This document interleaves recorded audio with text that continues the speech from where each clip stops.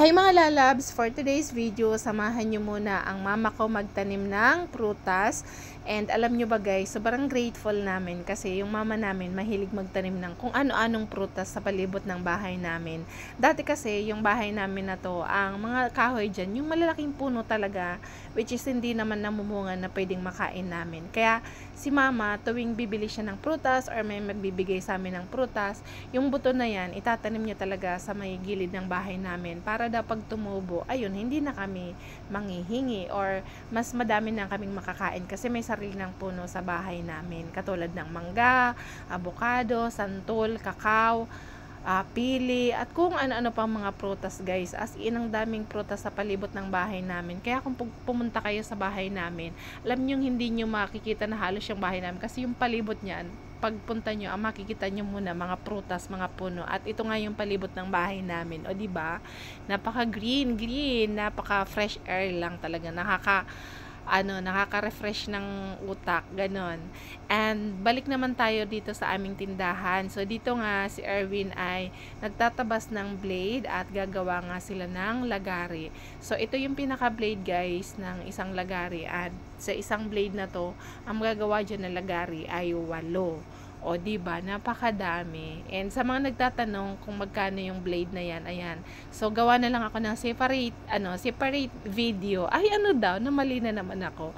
So gagawa ako ng separate video para dito, para naman mas masabi ko sa inyo. And kung gusto nyo umorder sa amin ng mga lagari or ng blade ng lagari, tapos marunong kayong gumawa ng lagari, abay, pwede yan sa amin guys. So pwede kayong umorder sa amin ng blade ng lagari, or di naman kaya lagari na mismo gawa na, tapos ibebenta nyo na lang ulit. So huwag kayong mag-alala kasi maganda yung gawa namin, pulido talaga. And pwede kayo guys mag-message doon sa business page namin na Tony and Lynn Bashador Hardware Shop, kasi open yung message doon, at saka may nakalagay din doon na contact number para sa mga inquiries nyo, ganon.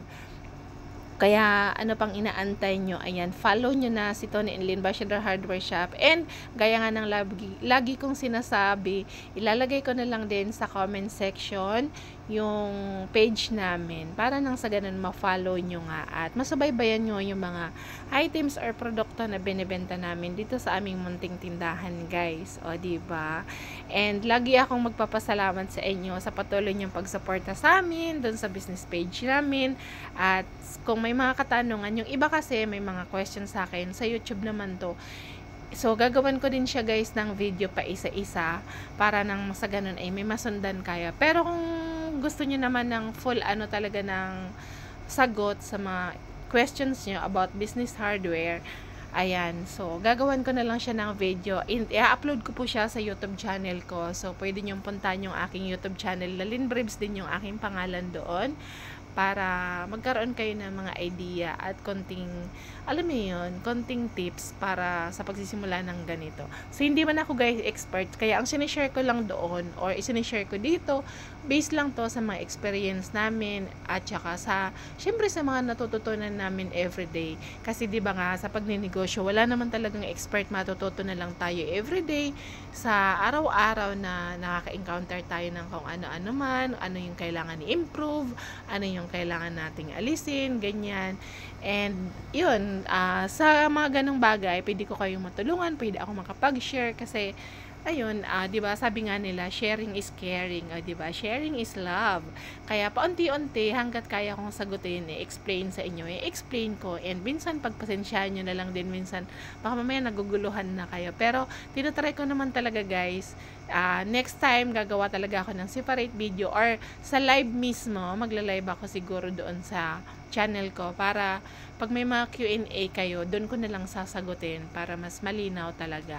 And sa mga nagtatanong naman kung about sa supplier namin, ayan, yung iba po hindi ko talaga dinidisclose kasi nga may nangyari na kasi one time na parang ginamit yung pangalan namin and hindi maganda yung kinahinatnan. So, hindi naman sa wala akong tiwala, nagkaroon na lang talaga ako guys ng trust issue pagdating sa ganyan.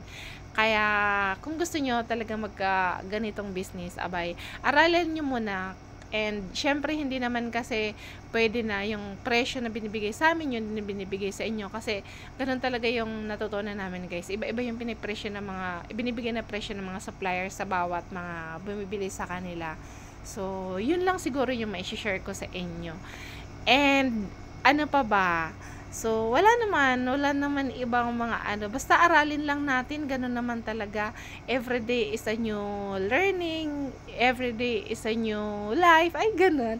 Ang dami kong learn, ang dami kong ganap, ganun. Pero totoo yun guys, di ba? Araw-araw may natututunan tayo, araw-araw may kailangan tayong alisin ng mga hindi maganda sa mga nangyayari sa ating tindahan. So, yun lang. Ganun lang yung i-share ko sa inyo. At ito na nga guys, dahil nga sa bagyong Hiner, at ito naman may papasok na bagyong Helen. Tingnan nyo naman, napakalakas ng ulan. So, yun lang, mag-iingat kayo palagi. And, wag kalilimutan magdasal na sana walang masaktan sa bagyong ito. So, yun lang mga lalabs. Maraming salamat sa inyo. And don't forget to like, share, and follow. Maraming salamat sa inyong suporta sa aking mga videos. Ayan, hindi ako magsasawang magpasalamat sa inyo guys. And syempre kay Lord, kasi binibigyan niya ako ng lakas para gawin tong mga bagay na to.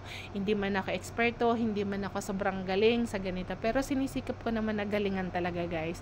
Sabi nga nila, 'di ba? Paunti-unti natututo tayo. Hindi natin kailangan madaliin.